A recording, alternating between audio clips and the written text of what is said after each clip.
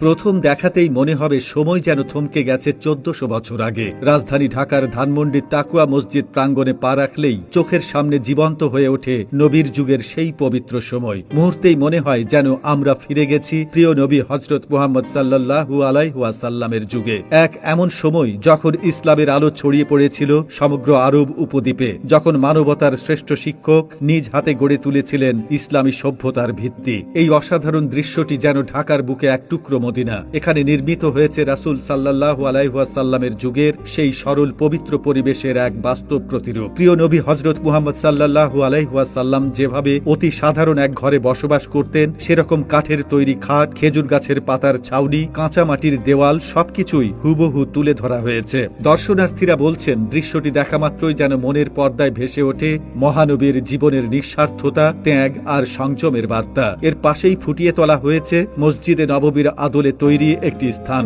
যেখান থেকে মহানবী সাল্লাল্লাহু আলাইহি ওয়াসাল্লাম ইসলামের দাওয়াত ও শিক্ষা দিতেন। এখান থেকে বিশ্বে ছড়িয়ে পড়েছিল সত্য ও ন্যায়ের বাণী। রাসূলের ঘরের পাশেই স্থাপন করা হয়েছে আম্মা আয়েশা রাদিয়াল্লাহু তাআলা আনহুর ঘরের প্রতিরূপ। সেখানে প্রতিফলিত হয়েছে সেই সরলতা ও সৌন্দর্য যা নবীর পরিবারের জীবনের অংশ।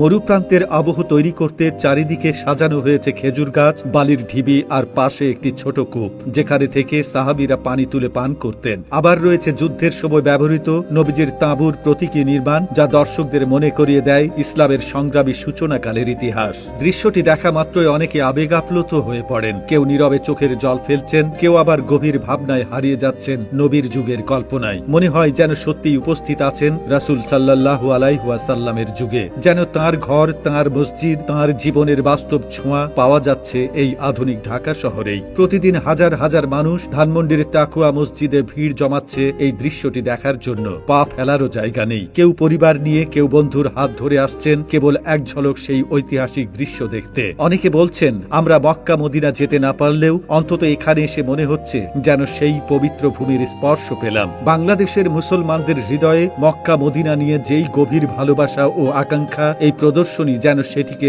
আবারও জাগ্রত করে তুলেছে। রাসূলের জীবনের সরলতা, ত্যাগ ও মমতার বার্তা নতুন করে পৌঁছে যাচ্ছে প্রতিটি দর্শনার্থীর হৃদয়ে। আয়োজক কর্তৃপক্ষের এই উদ্যোগ সত্যিই প্রশংসনীয়। তারা বলছেন আমরা চাই মানুষ যেন ইসলামের ইতিহাস চোখে দেখে, হৃদয়ে অনুভব করে এবং নবীর জীবন থেকে শিক্ষা নেয়। সত্যিই তাদের এই প্রয়াস আজ ঢাকার বুকে যেন জেগে উঠেছে এক টুকরো মদিনা, যেখানে ভালোবাসা, শ্রদ্ধা আর ঈমানের আবেগে ভরে উঠেছে প্রতিটি মানুষের অন্তর। বিশেষ করে নতুন প্রজন্মের কাছে ইসলামের সোনালী ইতিহাস তুলে ধরতে এই আয়োজন এক অনন্য ভূমিকা রাখছে। বিলাসবহুল জীবনের বিপরীতে নবীর এই সাদামাটা জীবনযাপন আমাদের শেখায় যে পার্থিব চাকচিক্য নয়, বরং তাকুয়াই হলো প্রকৃত সুখের মূল।